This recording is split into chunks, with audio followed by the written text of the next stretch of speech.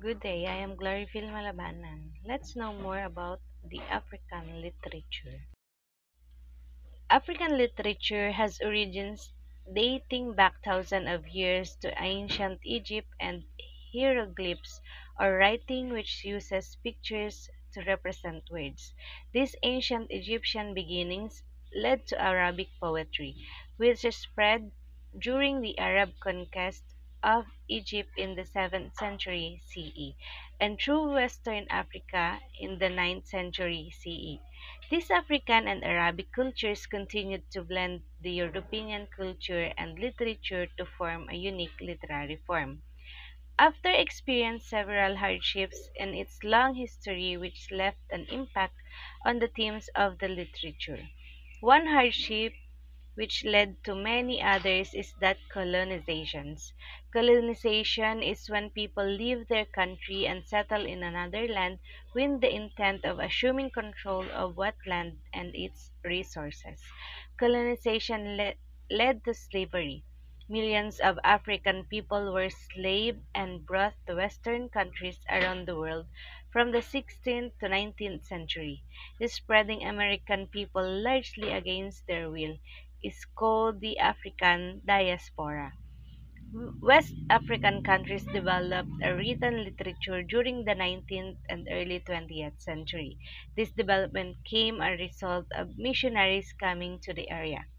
The missionaries came to Africa to build churches and language schools in order to translate religious texts.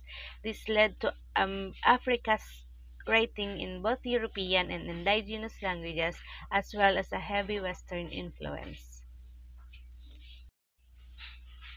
Characteristics of African literature. African literature comprises the oral and written works of the continent composed in their African language. More than 1,000 languages and dialects are foreign ones. The widespread African oral tradition is rich in folk tales, myths, riddles, and proverbs that not only convey the imaginative view of the world but also serve as religious, social, and educational function. Unlike Europe, the Middle East, and part of Asia, Black Africa has no ancient tradition as written literature. Some major works in West Africa in the 1950s was primarily concerned with the interpreting African history from an indigenous point of view that stresses the dignity of the African past. Since independence, French African writers have re-examined the past from a new perspective and have focused on the social and political problems of the present. Today, diverse themes are treated in some African language literature, but the topics such as sex and politics are seldom explored, possibly because publication is still strictly censored in many countries. African writers and poets. Chinua Achebe, one of the world's most widely recognized and praised writers, Chinua Achebe wrote some of the most extraordinary works of the 20th century. His most famous novel, Things Fall Apart, from 1958 is a devastating depiction of the clash between the traditional tribal values and the effects of the colonial rule, as well as the tension between the masculinity and femininity in highly patriarchal societies. Achebe is also a noted literary critic, particularly known for his passionate critique of Joseph Conrad's Heart of Darkness on 19 and 1899, in which he accuses the popular novel of rampant racism through its other of the African continent and its people. Chimamanda Ngozi Adichie. Born in Nigeria in 1977, Chimamanda Ngozi Adichie is part of a new generation of African writers taking the literary world by storm.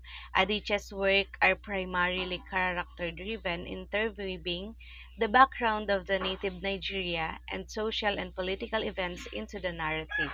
Her novel Purple Hibiscus on 2003 is Bildungsroman, depicting the life of experienced Kambili and her family during a military coup.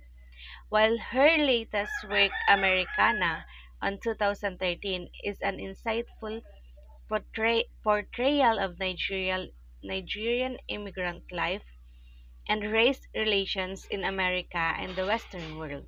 Adichie's work have been met the overwhelming praise and have been nominated for the won numerous awards including the Orange Prize and the Booker Prize. Ayakwai Arma. Ayakwai Arma novels are known for their intense, powerful depiction and political devastation and social frustration in Amara's native Ghana, told from the point of view of the individuals. His work were greatly influenced by French existential philosophers such as Jean-Paul Sartre and Albert Camus, and as such hold themes of despair, disillusionment, and irrationality. His most famous work, The Beautiful Ones Are Not Yet Born, on 1968, centers around an unnamed protagonist who attempts to understand himself and his country in the wake of post-independence.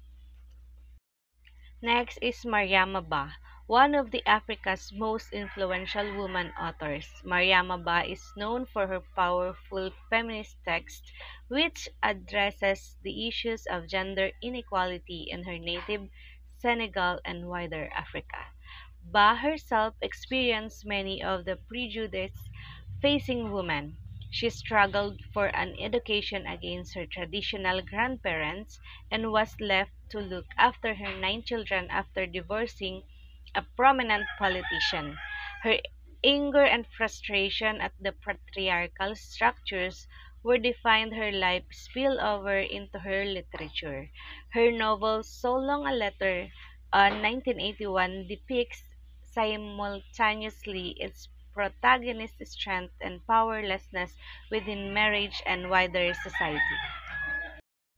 Nuruddin Farah, born in Somalia in 1945, Nuruddin Farah has written numerous plays, novels, and short stories, all of which revolve around his experiences of his native country. The title of his first novel, From a Crook Rib, on 1970, stemmed from a Somalian proverb, God created woman from a crook rib, and anyone who treat and straighten it breaketh it, and is a commentary on the sufferings of women in Somalian society.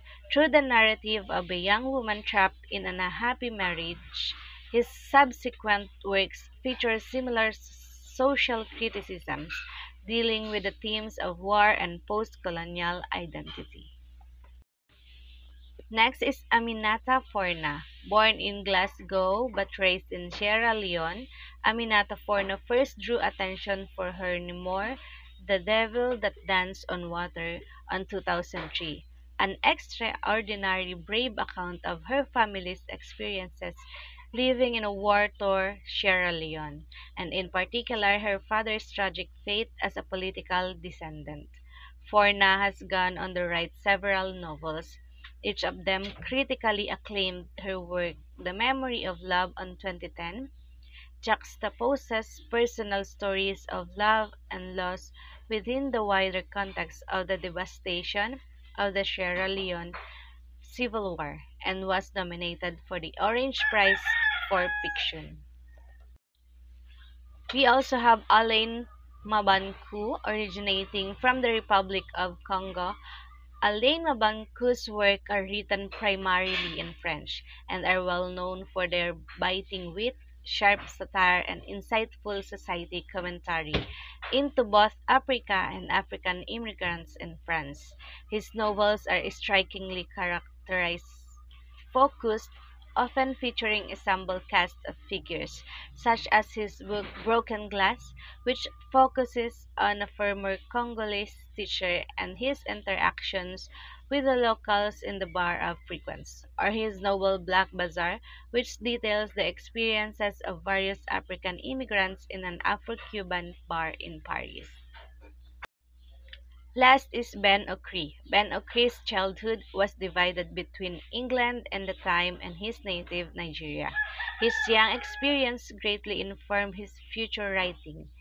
his first highly acclaimed novel Flowers and Shadows on 1980, and The Landscape Within the 1981 were reflection on the devastations of the Nigerian Civil War, which Okri himself observed firsthand.